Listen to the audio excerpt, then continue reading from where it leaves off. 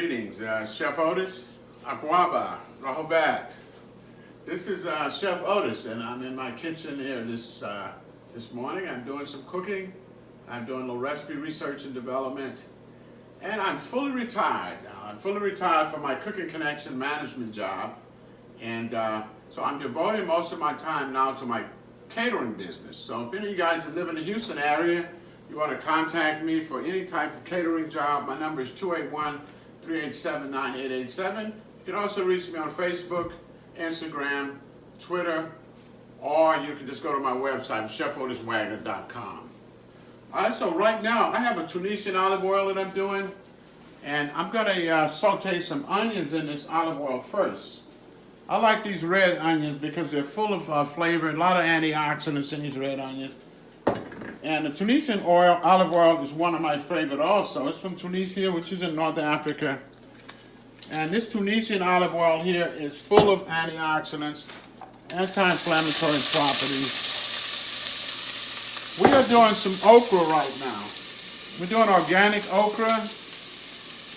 I can eat okra every day. I don't know about you, but I can eat okra every day. It's a lot of fiber. A lot of health properties in okra. Do some research on okra. Okra was also brought here to the Americas by the Africans, by ancestors from Ghana.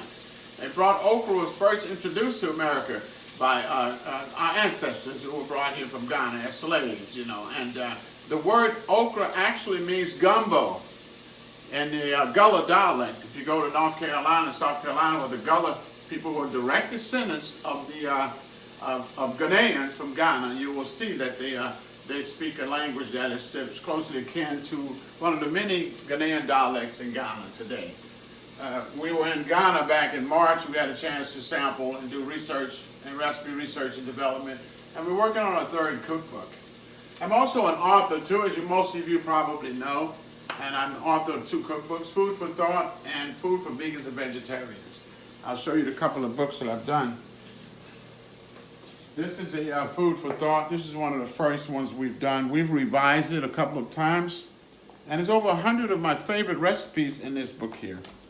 We also did part 2, which is for vegans and vegetarians. You'll see my lovely wife, Ori Wagner, is on the cover here, and we're getting ready to redo that. So if any of you guys in the Houston area, Missouri City area, you need a good caterer, I'm here for you. Just contact me. Now next we're sauteing the onions right here a little bit, and then we're going to add the okra to that.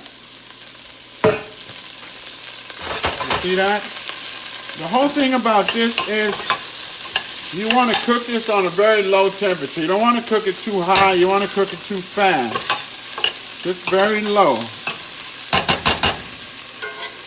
And plenty of olive oil. And the only seasonings I'm going to use on this, I'm going to use a coarse black pepper. You want the coarse black pepper here for this. You can get this at any H-E-B stores. If you go in the healthy living section, any H-E-B stores, you can get the coarse black pepper. I got 3/4 of a pound, only cost me $1.05. I'm fully retired from H-E-B and I'm loving it. I'm traveling abroad. We're going to be in Atlanta. I'll be in Atlanta in 2 weeks. I'm moving to Atlanta, Georgia in 2 weeks. But I still will be doing my catering business here in Houston.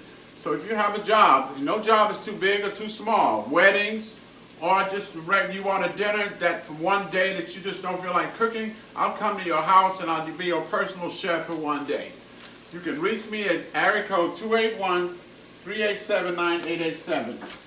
The next ingredient I'm going to do is I'm going to add some pink Himalayan sea salt to this. I don't use any white salt. I don't use white flour. I don't use white rice. Those are the 4 white poisons. Just a little Himalayan sea salt in that. And then turn it down low, and I'm going to let this cook real slow. While it's cooking, you want to keep moving it around. And it only takes about 15 minutes for this to cook. Okay, this next dish here is one of my favorites. These are my Chef Otis's famous red kidney beans. And what I did here was, you can soak the beans if you like. If you don't have to, but you can soak them if you like, whatever length of time you want to, and just cook them down real slow. I take a whole red onion, and I quarter it. Take the skin off, quarter it, put the whole onion in there. My seasonings in this is roasted garlic, onion powder, cumin, turmeric, a pinch of turmeric in there, and Himalayan sea salt.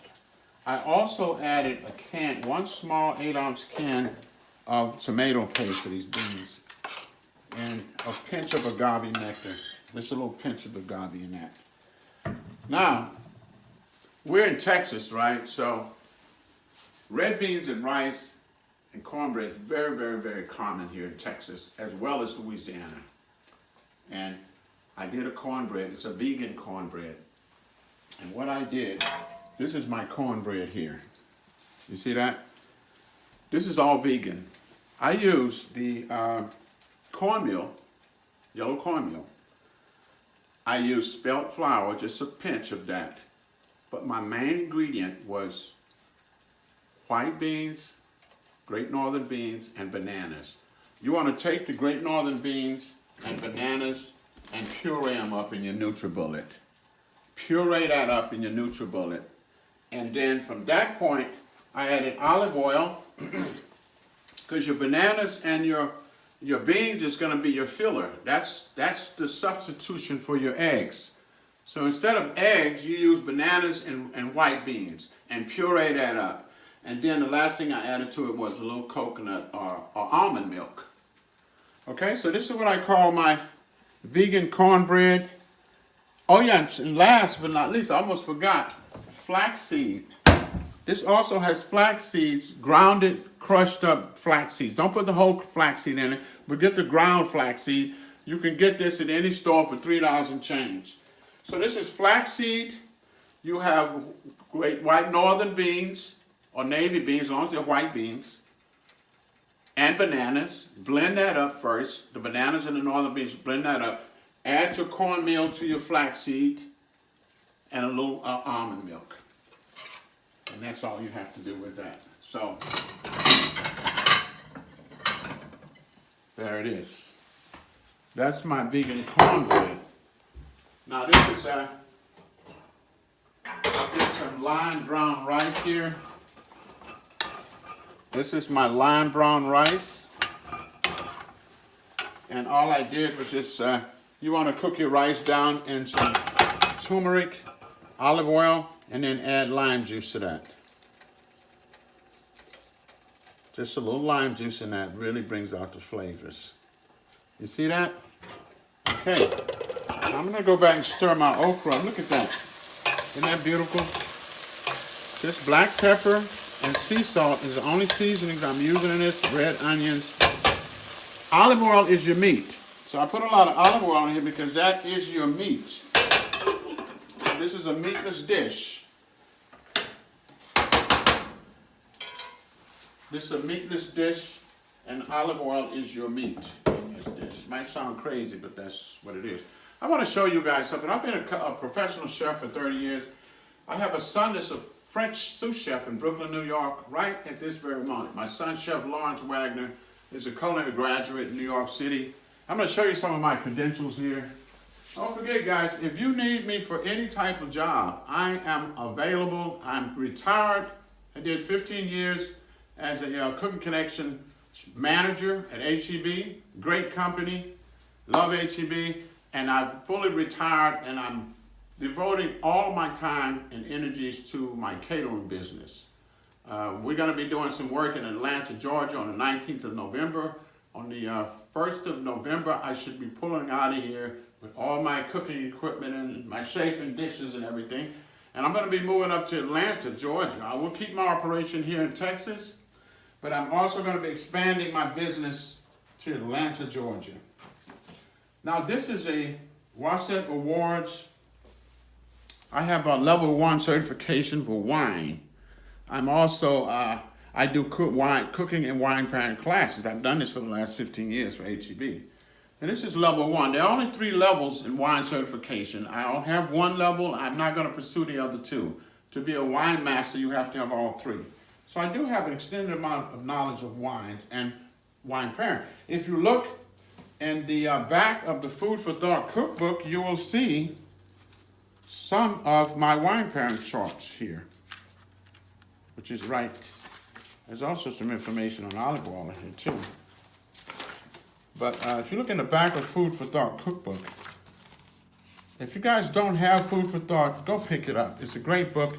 It's a book of my life. All my greatest recipes. Wine pairing continued. This is it here. Wine pairings. In the back on page 117, Food for Thought cookbook, there's wines for spring, summer, fall, and winter. In the back of Food for Thought. Also, I have right now, which is certification, Serve Safe Food certification, which is good for 5 years. If you see the date here, from 2016 to 2021.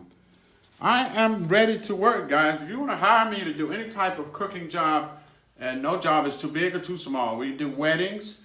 I also work with my mentor, Master Chef Douglas Goodrich, who's out of Atlanta, Georgia.